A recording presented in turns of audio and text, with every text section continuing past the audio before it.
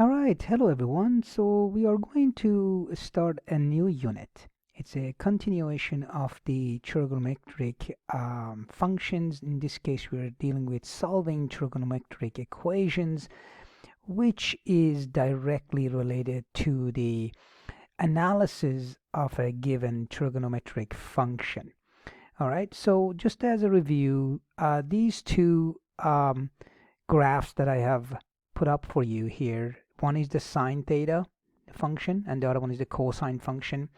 And whenever we talk about solving an equation in reference to a function, what we are talking about is the x-intercepts.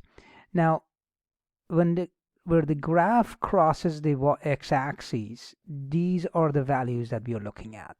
Basically, that's what that is. Now, the difference, the unique part of the trigonometric functions is the periodic nature of these functions, right? So if you remember any of the polynomial functions, they have certain behavior. They call them end behavior. They go from one specific quadrant to another quadrant. But with the periodic functions, it's not like that. It just continuously, they do cross all quadrants.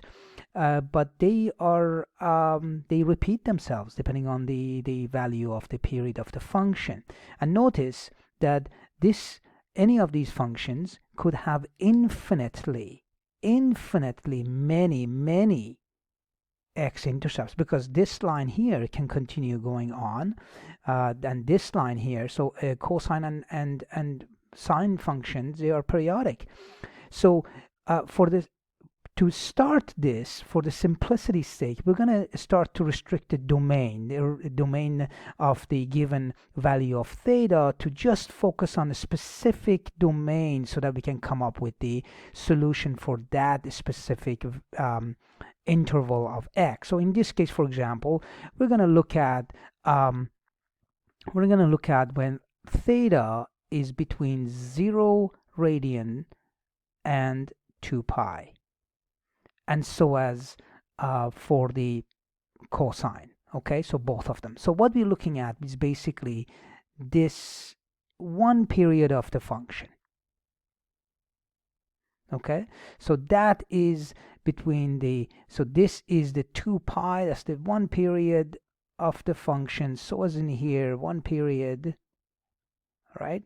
And then in the next section, we're going to expand that to a general solution. That means everything, and there is a format that we have to learn. So let's go ahead and solve this. So if the graph is given to you, it's very easy. You just look at it and say, okay, the graph crosses these values right here, and because of these are the values, so we can just write them up. We can just say that theta, these are the values for the sine, so 0, pi, and 2 pi.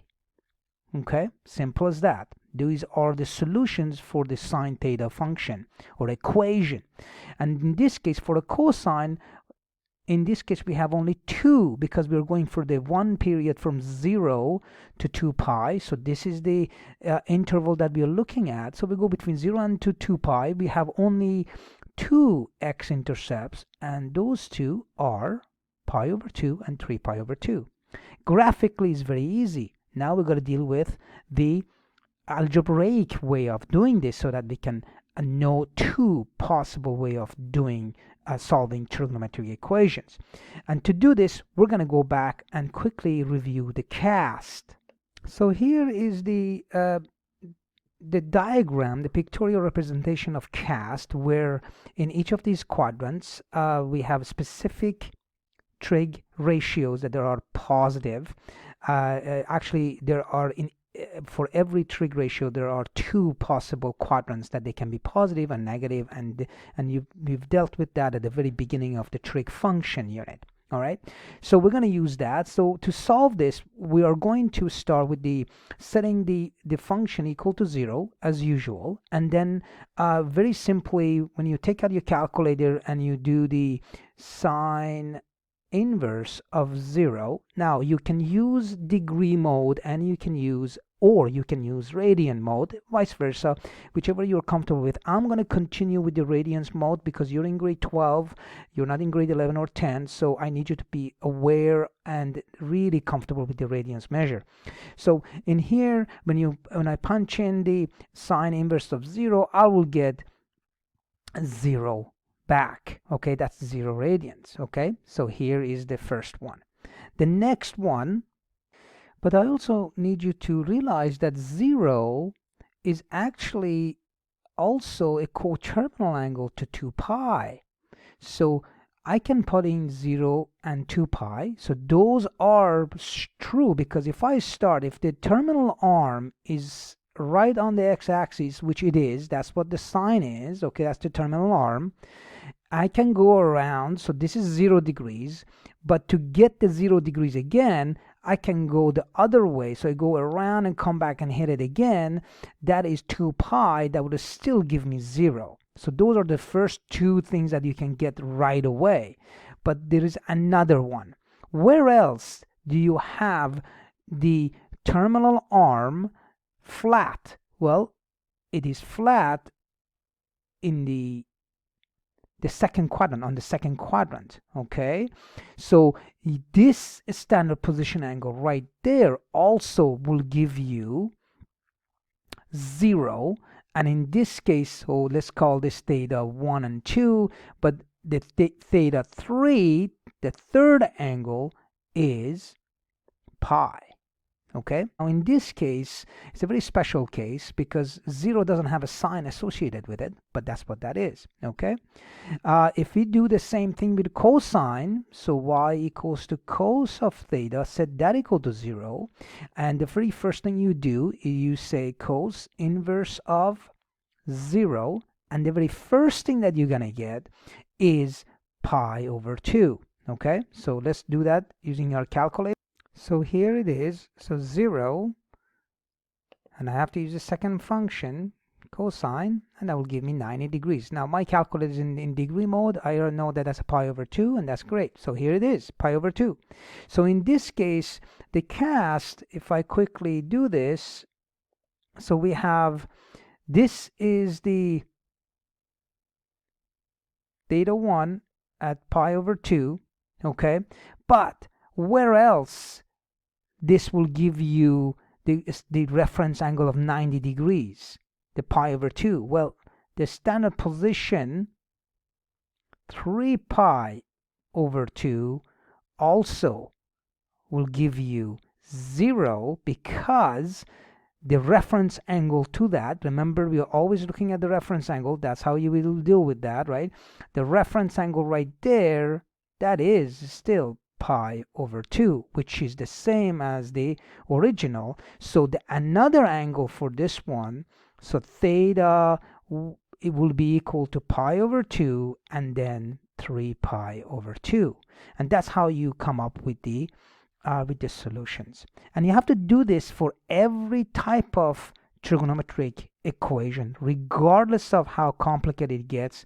But once you come down and you simplify the trigonometric equation to a single term, okay, and that's what you have to do, and then you have to include cast and use cast to come up with the solutions. Okay, so the last primary trig function, y equals to tan theta, you are familiar with the graph. We want to find the x-intercepts, and again, you see that they can go forever.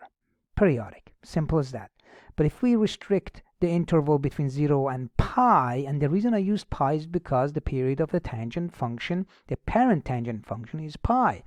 You notice that you only have two possible solutions. One is in here, the other one is in there. Those are the possible solutions, theta equal to 0 and theta equal to pi. Now, algebraically, same idea again. Tan of theta set it equal to 0, so the y value is 0. You want to find the x-intercepts, really, that's what that is, the root of the function. Then tan inverse of 0 will give you 0. But if you look at the standard position angle theta 0, where else you have theta at 0 degrees on the x-axis?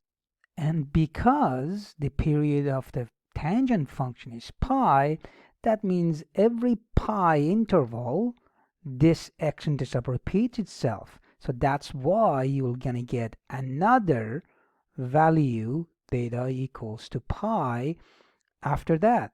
And this can repeat itself. The next one will be 2 pi, the next one will be 3 pi, and it keeps going on and on and on. But because our interval is restricted between 0 and pi, that would be it.